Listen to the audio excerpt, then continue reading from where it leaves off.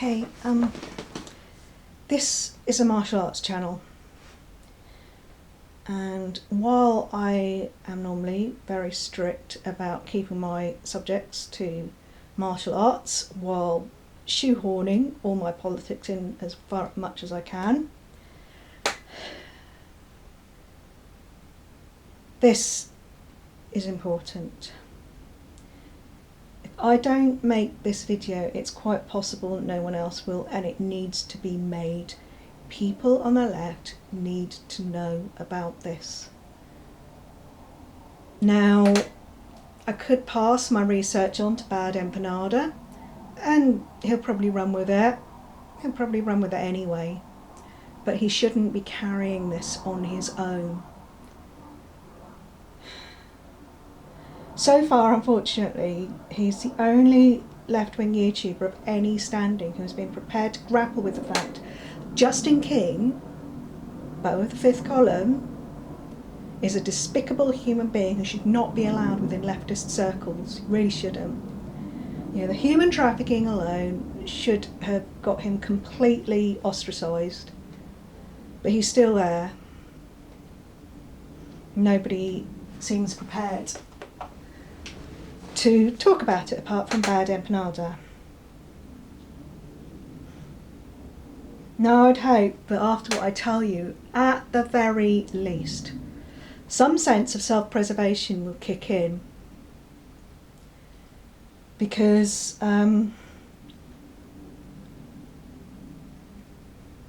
if you've been friends with him, if you've communicated with him privately, that's not safe. Your communications with him are not safe. You can't trust this man.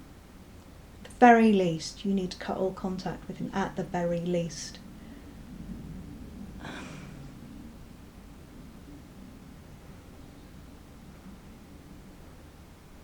Because the human trafficking is actually kind of a blip for him, believe it or not. It's actually him doing something that, you know, was kind of just to pass the time, I guess. I don't know. Because the truth is that Justin King, pretty much from the day he was born, has been a government man. Now, not a lot of people in the left circles know this, but his father was in the army. Justin King was born in Japan. And while he did live in Florida for a little while when he was a kid, like all army kids, he never stayed in one place long. And I don't think he stayed in Florida any longer than he did anywhere else. So here is, and this is on his own profile, by the way, but this is from quite a long time ago. So this was published August the 20th, 2014. Okay, this is him working for Digital Journal. So he joined Digital Journal last year, so that would have been 2013. It's published about 300 articles, my word. Got into with Anonymous. Apparently he helped bring to light the plight of Nigerian schoolgirls. I don't know. Anyway, this is the important bit here, right? Born at the Yokosuka Naval Air Station in Japan to a self-described soldier father and hippie mother, King spent his childhood moving around a lot. He lived in California, Texas, Tennessee, Kentucky, Florida, Alabama, Virginia and Georgia. And those are just the states he lived in longer than 6 months. So he's not exactly a Floridian redneck born and bred. He's just not. So, so he's being a journalist in like 2013. He was released from prison after the human trafficking in 2010. He got into the human trafficking in 2005. Okay, he was just 25 back then. And quite interestingly, this was a human trafficking ring that was already there, it existed, and he joined in and became its ringleader and did all the heavy lifting, and he was quite young. He was the youngest of them by far. I don't know how you get into human trafficking myself. I guess you have to know the right people. And after looking into this, it occurred to me to wonder what he did as a military contractor, because he never really talked about it. He just said, being a military contractor was the thing that convinced him to be an anarchist. Well, I've got to say, moving from, if he was doing human trafficking at 2005, at the age of 25, and then get in prison after that until 2010, and then he was getting into journalism not long after that. Well, when was he doing the military contracting? I'll tell you when, from the age of 20. So I found this recording.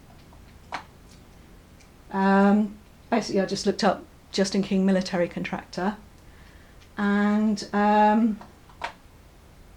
this guy, Brian Engelman, he's the kind of guy who's like anti-establishment, but he's into prepping. He has Justin King on 3 times to talk about prepping and stuff.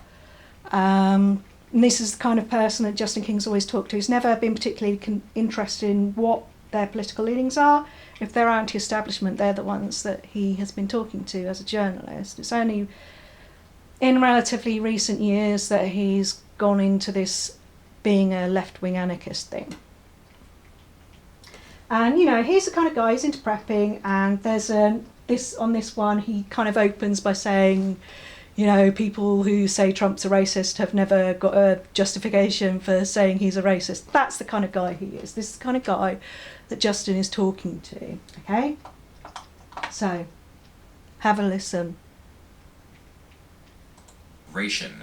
Justin, I am very curious as to this personal protection, OPSEC, and some of these other things in the investigation stuff. What is your background exactly? I used to be a military contractor. There we go. Most of the stuff that I truly condemn and really go on the offensive about now is stuff I did in the early 2000s. I'm going to stop there and say he does qualify this. It's not everything that he did back then that he condemns. There isn't a whole lot of things that will make you see exactly how screwed up the system is than being a tool of its implementation. And after 4 years of doing it, I was like, no, I'm done. Now, when you say military contractor, my understanding is that most of those people, some call them mercenaries, some think of Blackwater, some think of there's many different offshoots. I can toss that out there with certainty, but my understanding was most of these people were former military who then worked private sector doing kind of the same thing with different rules of engagement. Is that similar to your path? Did you also serve, or did you get right into this? I got right into this. There's a bunch of different ways you can end up in it. One is prior military service. That puts you into Blackwater, XE, Sandline, companies like that. Another way, my way, was that I had academic credentials that they wanted. When I agreed to do this, it was prior to September 11th. Okay. So, and I reported for duty on September 9th, 2001. 2 days later, everything changed. I was not, I agreed and I came on board to be an area specialist, which is somebody that researches areas and gets people prepared to go there. Man, I cannot wait to talk to you about Jade Helm 15. My God, this is going to be great. Please continue. Sorry, I'm thinking out loud. After September 11th, everything changed. Nobody was doing what they were originally tasked with doing. So I spent the next few years doing what people would call advanced work, which is, let's say you have somebody that needs to go in and forcibly extract, which is a really nice term for kidnap. Kidnap, arrest, indefinitely detain, etc. Right. Yes. Somebody has to go in and get on the ground and be the sneaky guy up front. That's what we did. And we did that for 4 years. And, there was an element. The other thing that people need to keep in mind is that around 2003, which is 3 years in me doing this, things changed. September 11th to maybe March of 2003, about the time we invaded Iraq, the operations were truly and sincerely targeted against what most people in the United States would perceive as bad guys. Now let's be very clear here. He is very clearly saying that as far as he was concerned, before 2003, from September 2000 up to 2003, he was getting bad guys, as far as he was concerned. That's what he was doing. We need to be very clear about this. That's what he says. Okay. The other, people from other countries that use different currencies, that speak different languages that aren't us. Yes, but more importantly, these people wanted to kill Americans. That was the difference. Around 2003, things changed, and it became more about economic warfare, that's where I started realizing maybe this isn't what I need to be doing. And when you say economic warfare, you mean like Confessions of an Economic Hitman kind of stuff, or just manipulating through the Federal Reserve your currency versus, how do you mean economic? The low-level versions of that stuff. We're talking about this person is funding groups that are vocal against the United States, but they're not actually killing anybody. For a lot of us, there was a line that kind of got crossed in that time period where it switched. When most of us had no problem doing what we were doing against people that actually wanted to use force and harm civilians. Right. Nobody cares. Now, where does Hamas... So let's be very clear here. From September 2000, from the age of 20, at the age of 20, till the end of 2004, his work as a military contractor was helping with the kidnapping of other people from other countries covertly.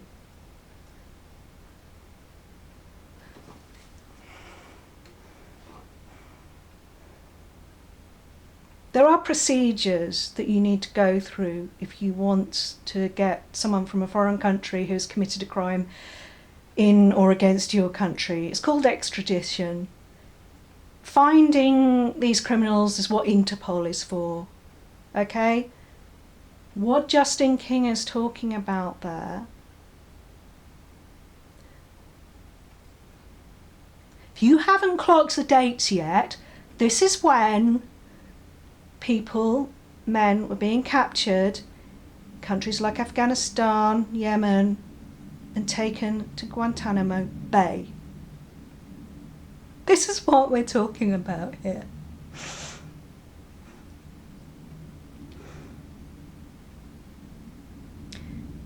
Now it's quite possible that the people that he was involved in capturing didn't go to Guantanamo Bay, but they were being handed over to the US authorities. And it doesn't matter if they went to Guantanamo Bay. That's illegal under international law. At the age of 20, he was, on behalf of the US government, breaking international law, destroying lives. And the only reason he stopped was because they were going after people who were funding mosques or whatever. As far as he's concerned, they're bad guys. He's expressing no remorse for capturing most of those people. This is in 2015. This video. April the 25th, 2015.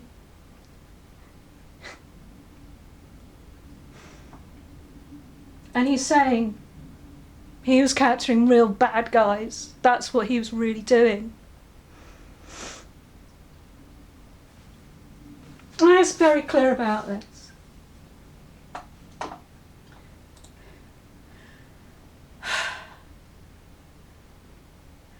This is from the Oxford Bibliographies. In order to transfer a suspect from a foreign state to the state requesting him or her for criminal adjudication, the normal procedure is extradition, based on bilateral and multilateral extradition treaties. Extradition is thus a bilateral act of mutual legal assistance between a requesting and a requested state with the aim of securing the suspect's presence at trial. The advantage of the extradition treaties is that they are based in reciprocity and contain a duty to cooperate. They also contain mandatory and optional refusal grounds. Extradition is available for serious offences including terrorism and is often based on a double criminality clause. This means that the conduct must be a criminal offence in both states. In the past, it was quite common that states refused extradition by considering them as political offences, which were exempted under the refusal grounds from a duty to extradite. However, in the last decades, international conventions have clearly stipulated that terrorist offences cannot be qualified as political offences anymore.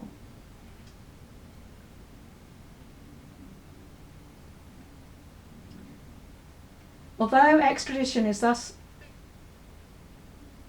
available for terrorist offences, states have been resorting to unilateral action to apprehend a suspect, be it through forcible abduction in another jurisdiction, rendition, or forcible abduction in another jurisdiction and transferred through a third state. Extraordinary rendition. The extraordinary rendition refers mainly to the secret US program that was established after 9/11, although it was occasionally applied before 9/11. Extraordinary rendition is not only problematic from the point of view of US law, but also from the perspective of international law, mainly international human rights law and international humanitarian law. Several European states have been severely condemned by the European Court of Human Rights for their cooperation with the United States in extraordinary rendition cases.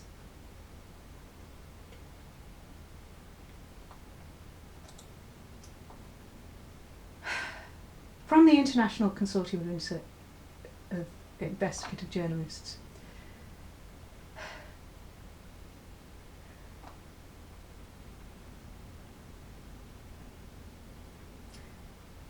The United States has never acknowledged such. Hang on.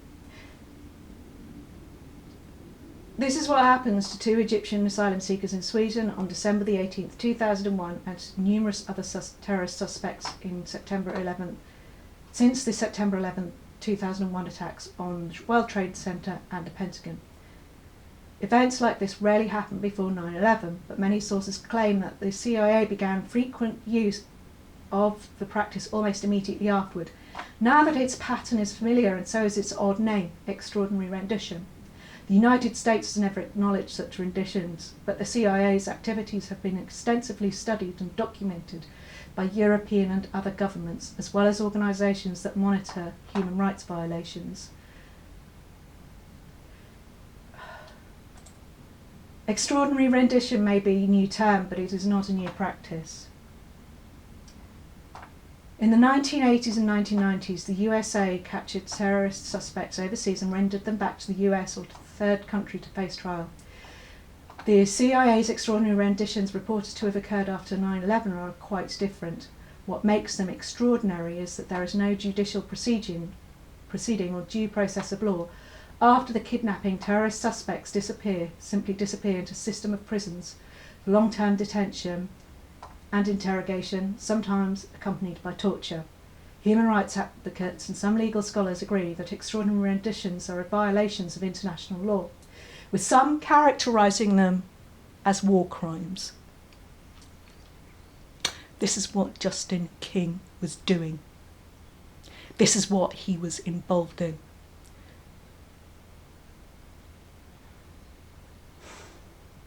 For example, Professor Jordan J. Paust of the University of Houston, a former US Army lawyer, who's an expert on international law, has presented a formal analysis asserting that US government leaders and those who planned or took part in extraordinary renditions could be prosecuted for committing war crimes.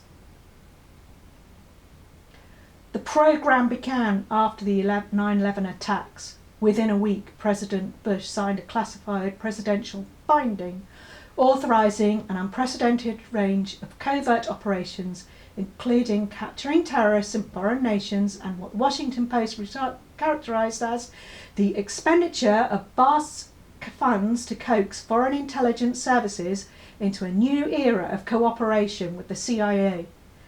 A portent of what was about to be unleashed came when Vice President Cheney said on NBC's Meet the Press, "We also have to work, though, sort of the dark side, if you will. We've got to spend time in the shadows of the intelligence world.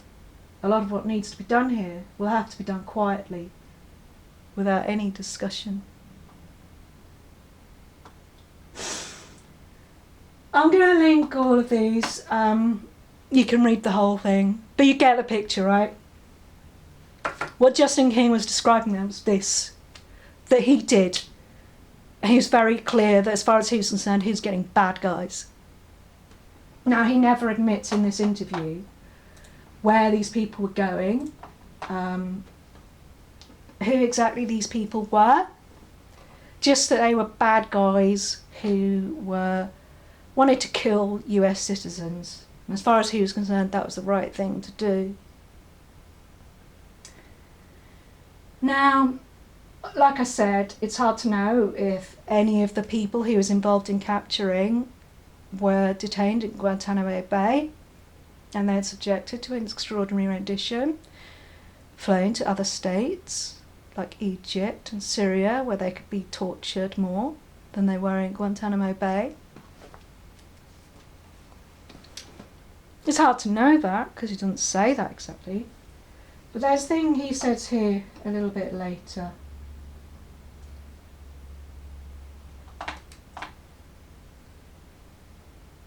So this guy who's interviewing him, right, I don't get the impression he approved of Guantanamo Bay and the extraordinary rendition and that kind of thing. But he is giving this guy giving Justin a very softball interview. He's really not questioning what he was doing at all that much. It's very unfortunate. But anyway, here we go. This is here, a bit that he says here.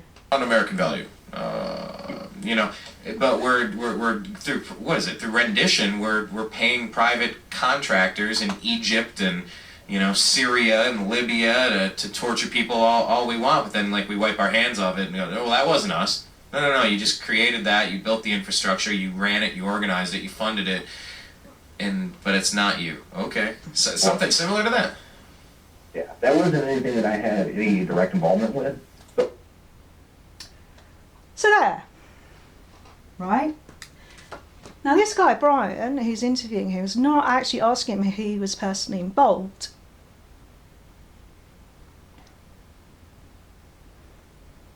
But he is talking about extraordinary rendition. He's talking about how the US state denies involvement in stuff like that.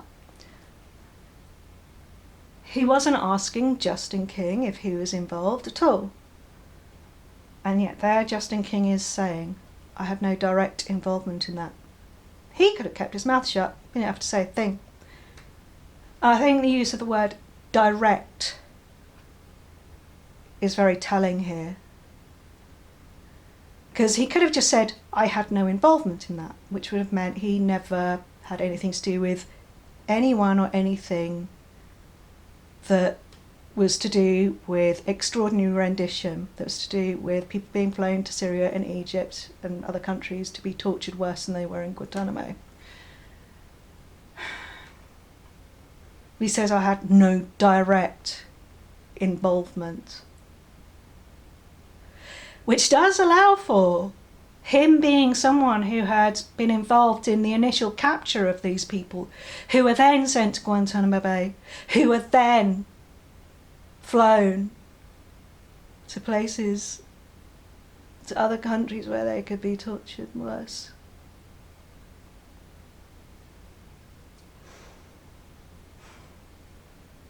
This is what he was doing. Do you know what I was doing in that time?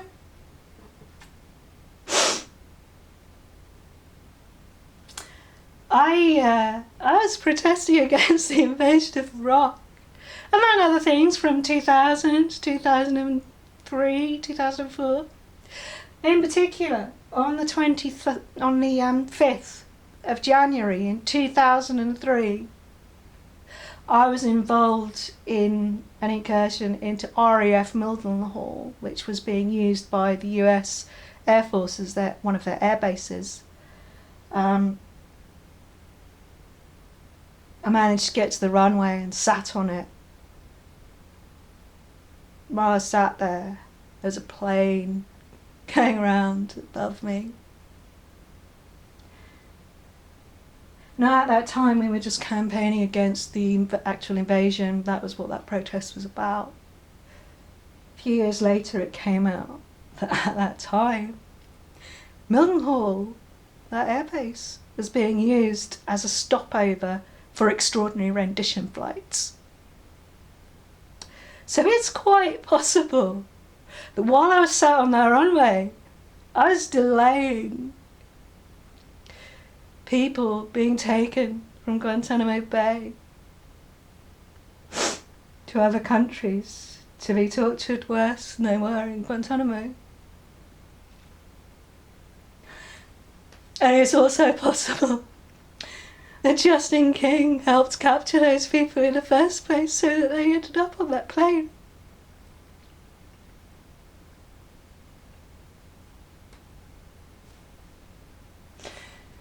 This is not a connection I expect to have with a left-wing YouTuber.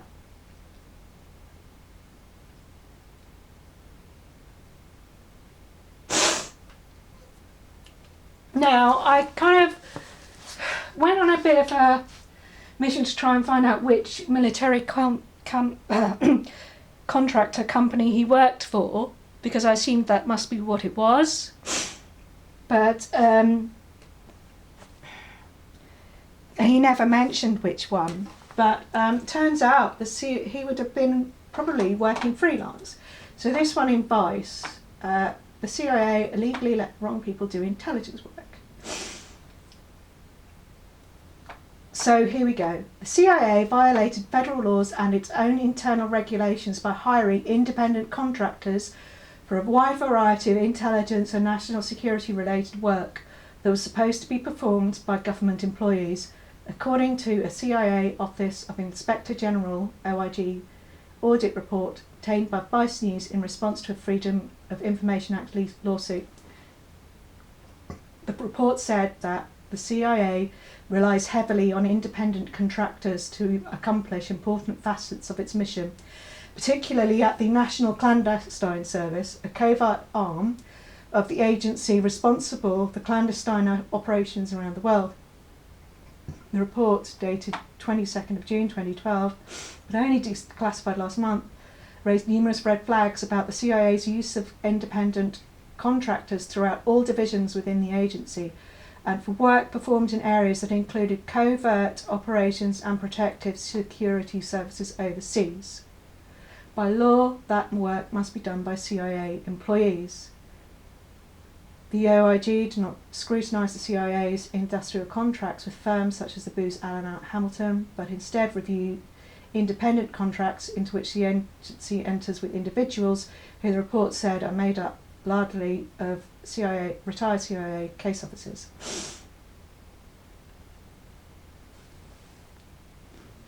The use of independent contractors by US intelligence agencies exploded after 9/11. At the CIA, the number of contractors working for the agency at one point surpassed the number of actual agency employees.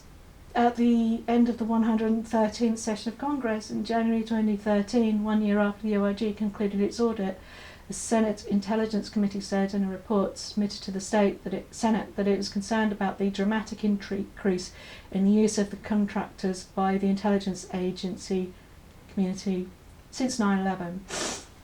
So, the reason he's never actually mentioned a specific company that he worked for is because he was a freelancer working directly for the CIA. Who else was he working for? He never actually says he was working for the CIA, but who else?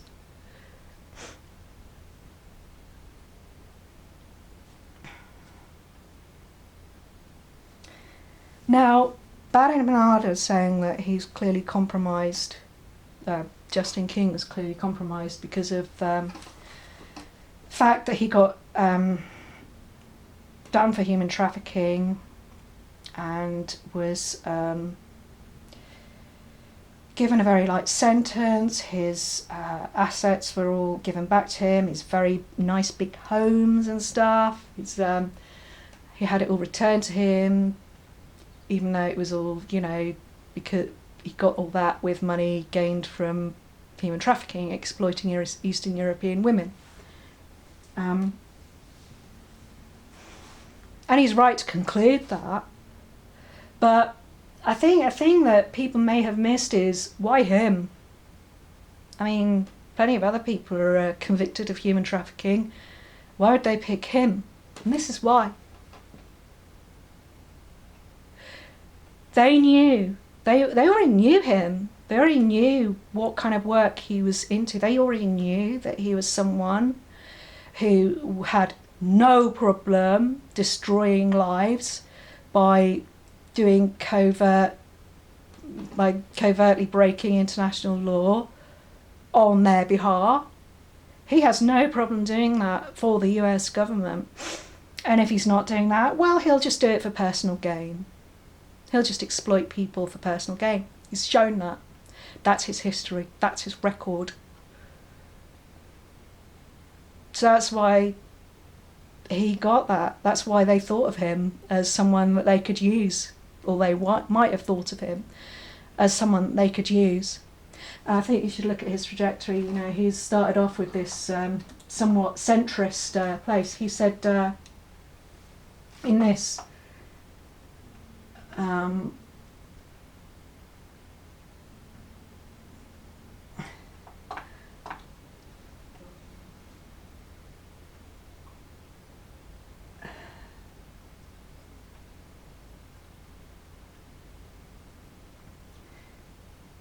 okay, so how did you hear about the digital journal, and how did you decide what to write? I was scanning through independent companies looking for outlooks that didn't have a significant left or right bias. Centrist red flag. Digital journal seemed like a pretty good fit. The layout gives both sides of a story equal treatment, so while individual writers may have a bias, it balances out and it isn't institutional. It seemed like a kind of team I wanted to be part of. I stay connected to different activists in political groups. I pay attention and jump in when their activities start to become newsworthy. At any given time, I can have a dozen story ideas on my desktop.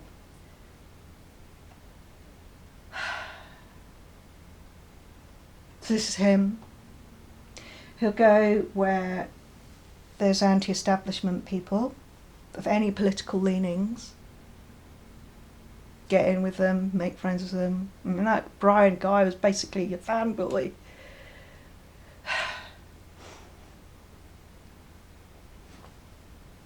And if you think that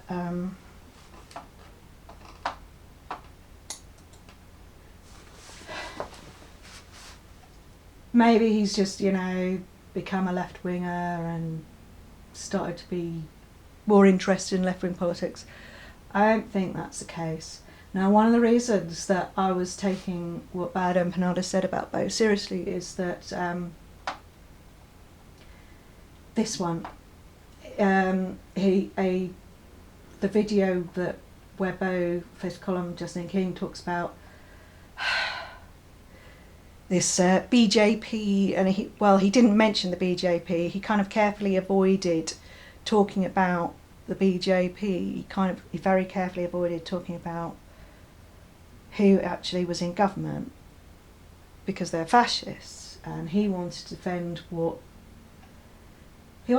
this idea that people have been saying to him that India should be allied with China, and he was going on about it like they were talking about India bending the knee to China, which is not what they were saying. There's allying and bending the knee are two different things. He was very consistently conflating the people of India with the government of India, which is not fair. I don't actually believe that the majority of people in India are fascists like the BJP. So anyway, he obviously did get some complaints about that. So this was a video where he talked more about that. Well, howdy there, Internet people. It's Beau again. So today we are going to talk about India and answer some questions about India. We've been talking about the country over the last week or so, and how it is likely to come into its own over the next 10 years or so. And it has prompted a whole lot of questions. They mainly fit into just a few, so we're going to go over them. One question in particular that came in multiple times makes me feel like I'm not being clear about the single most important point about this. So I'm going to kind of dive deep into that one. Okay, so first question. Why didn't you condemn or at least point out the fact that India's government is ultra-nationalist? Okay. A bunch of reasons. The first reason being that it was a foreign policy video, not a video about the internal dynamics of the country. The second being that the nationalist government that's there, it didn't do this. It's not responsible for this. The current prime minister there is 19, 20, when India started this journey, when it got on this path. This path started in the early 1970s. The current government had nothing to do with it. To put it into a different context, NASA has done a whole bunch of cool stuff under the Biden administration. Does Biden get credit for that? No, because most of it was set out years ahead, sometimes decades ahead, building on stuff that happened in the past. So it's not really Biden's accomplishment. It's not the current administration's accomplishment. Same thing there. More importantly, I mean for me anyway, I don't like nationalist governments, and I would not like to make it seem as though they should get credit for something that they didn't do. So I wouldn't bring that up. Okay, so this kind of brings up a whole load of interesting questions for me. First of all, I wouldn't really describe the BJP as nationalist. I'd describe them as fascist. They're trying to eliminate Muslims in India. They're really nasty. They're not just nationalists. They're not just ultra-nationalists. And it's really funny because he was talking about how when he talks about foreign policy, it's like he thinks we all should be behind foreign policy. What he's talking about there is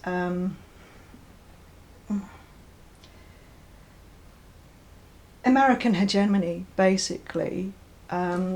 This new role that India is supposed to be taking on is being bigger on the world stage. Yeah, he was talking in the other video about how India is there to check China. And I'm sorry, I don't think that's India's job personally. But he obviously thinks that should be India's job, and this is foreign policy. Thing is, foreign policy has a perspective. It's not, one thing across the world. European English foreign policy is different from American foreign policy. Indian foreign policy is different again. So he is pushing this very kind of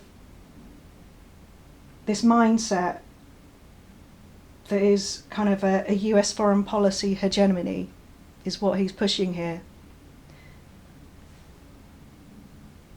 You really need to understand that.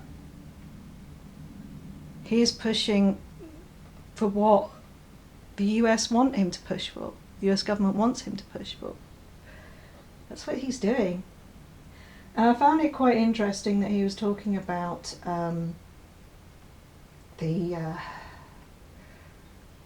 the fact that this apparently is work that goes back to the early 1970s, and it's got nothing to do with the current government.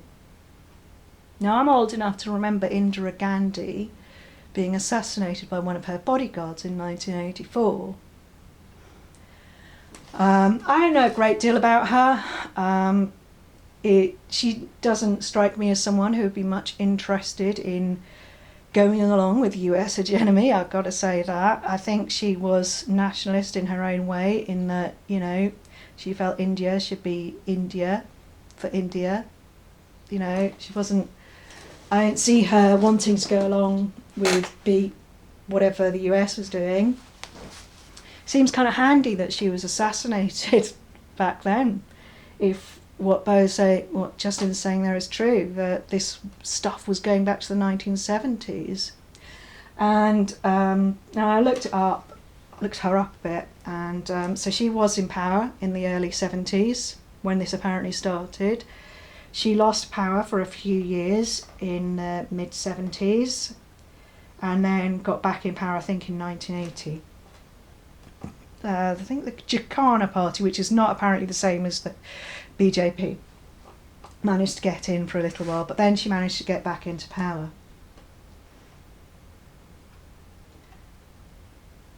Now, I've got to be honest, I wonder, now he was talking about NASA, okay, so NASA would be clearly independent, separate from like day government or whoever happens to be in power. They would be doing their work regardless. But I've got to wonder, who's he talking about that is spending decades, and we're going back 50 years, this 50-year plan, he's talking about another 10 years, so it's like a 60-year plan.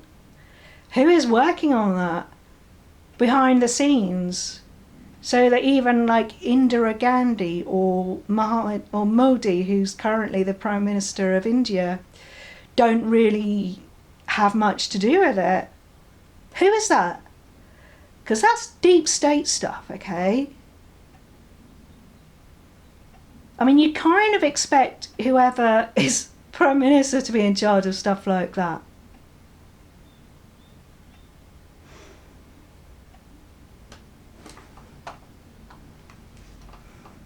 You really should be asking yourself that.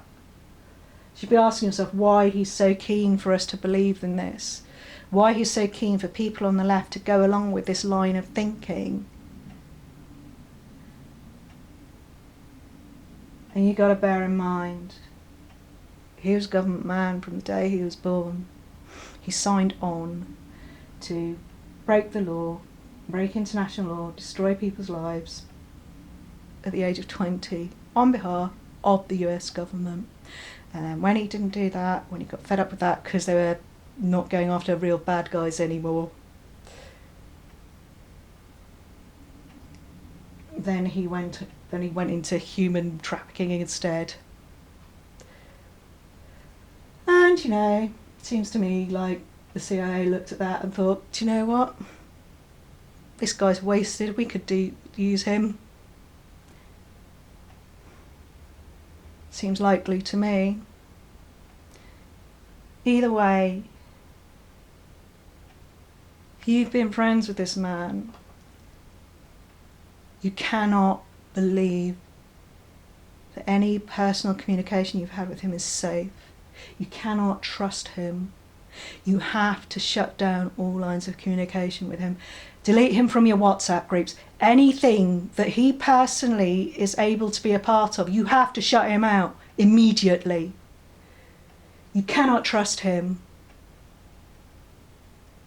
He's pushing government line here.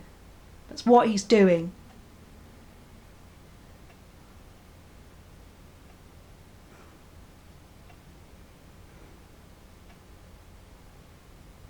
I'm sorry. This is quite awful.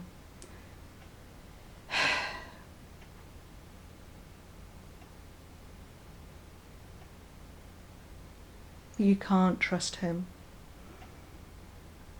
Now I'm going to leave a list of people detained in Guantanamo Bay pinned in a comment in this video. I suggest you ask him if he recognises any of those names. Because given the nature of the work that he did, he would recognise the names of the people that he helped kidnap.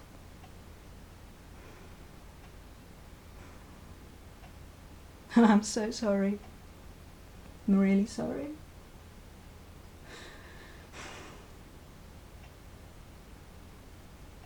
I know this is... I'm personally, I feel this a bit personally. There are going to be people who are affected worse, who are going to feel violated. I'm so sorry. I am. I had once had to deal with the fact that someone I knew as an activist was an undercover cop. I know how violated you will feel. How devastating this will be. And I'm sorry, but you need to know this about him. You need to see this. You have to shut him out at the very least. He is a danger to you. He is a danger to everyone on the left. You can't let him stay around. I'm really sorry.